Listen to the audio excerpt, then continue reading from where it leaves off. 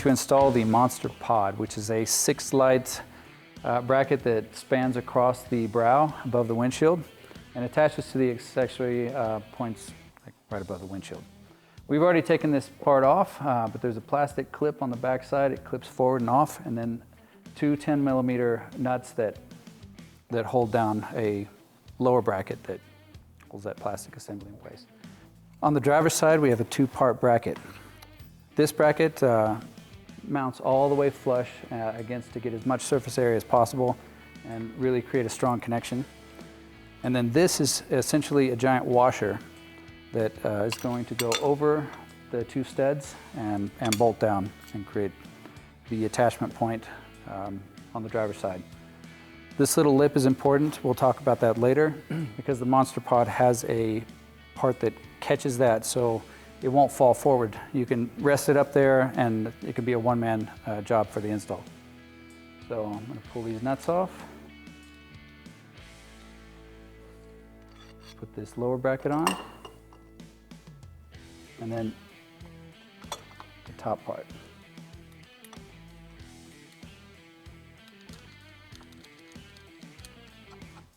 All right, so I'm going to tighten these nuts down. We don't want to over tighten them. They don't need to be super tight. It has a flange head nut, and we don't want to to strip the threads on it. It's an M6 bolt with a 10mm head. That's on there really, really strong. Passenger side bracket has a hole right here. This is where we're going to route the wires through. So you can mock this up and mark your hole. You're going to drill a hole sufficient in diameter so that all the wires can go through. And once you've done that, you can route the wires through this hole. And the kit is designed for you to do that. Once it's on, this part actually will kind of sleeve around the wires and then fall into place. I'll do that right now. So as you can see, we've got the wires routed through the wire part on this lower bracket, and everything's connected on the top side. It's very important now that we seal this hole that we've created with a high quality waterproof silicone. This is already set up and cured and ready to go. So I'm going to drop this down. And then this will sleeve around and down over those wires.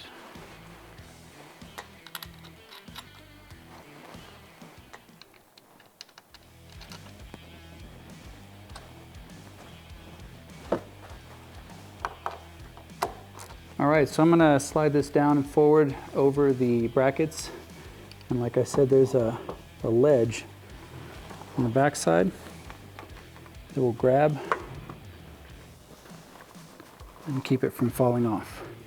So, one-man job, but it's easier with 2. Make sure you got all your wires out of the way. I'm just going to put one of these started. All right, so with this light bar we can hook up the running light, and that's what it looks like. We also have the ability to use our quad lock controller or any RGB controller, which ties into the blinker.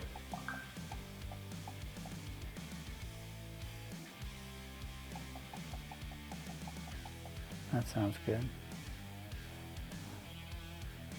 And full on.